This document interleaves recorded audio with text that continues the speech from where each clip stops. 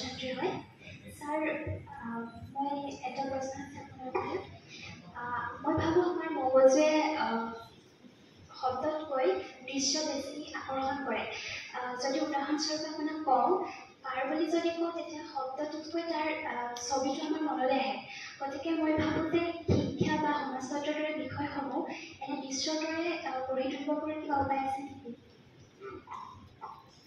দৃশ্য কৰিব পৰা মই দেখিলোঁ দৃশ্য বলা বহা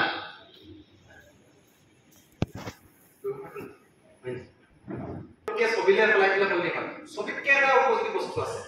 সেইটো হৈছে অভিজ্ঞতা অভিজ্ঞতাটো তাতকে আমি ইংৰাজীত এনেকে কওঁ আই হিয়াৰ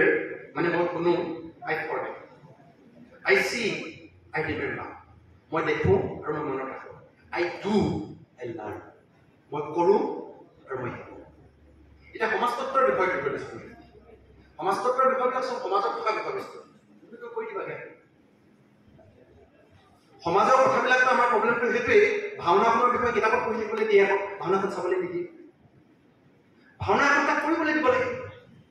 ভাওনাখন কৰিবলৈ দিব লাগে পাঠ কৰিবলৈ দিব লাগে হৈ গ'ল ভাওনা কি হ'ল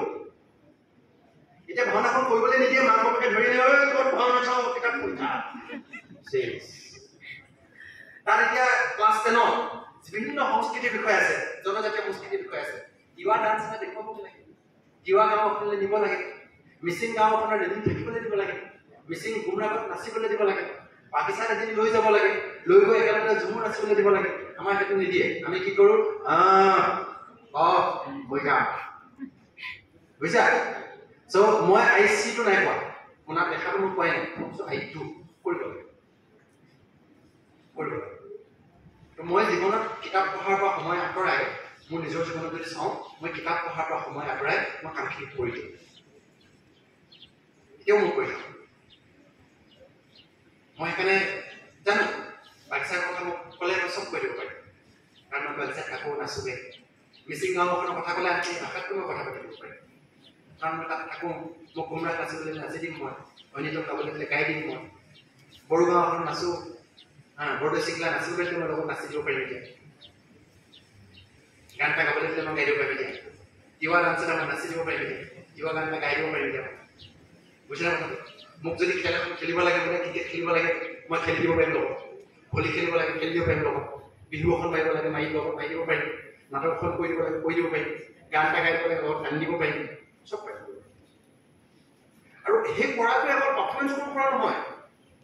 তাৰ পিছত যিখিনি কাম লিখা মেলা কিবা কিবি গোটেইখিনি আছিলে যে গোটেইখিনি মোৰ সেই অভিজ্ঞতাটো প্ৰায় বিকজ আই ডিড মানে আই ডু মই কৰোঁ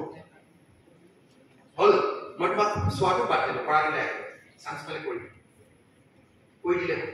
সমাজতন্ত্ৰৰ কথাবিলাক কিতাপ নপঢ়ে কৰিব লাগে সমাজ চাব লাগে তুমি সমাজখন চাবা ফেমিলিটোত কি যে আছা পৰিয়ালৰ বিষয়ে কথা লিখিবলৈ পৰিয়ালত কি কি থাকে তুমি কিতাপত কিয় মুখস্থ কৰি আছা তুমি পৰিয়ালৰ মেম্বাৰ নহয় তাৰপৰা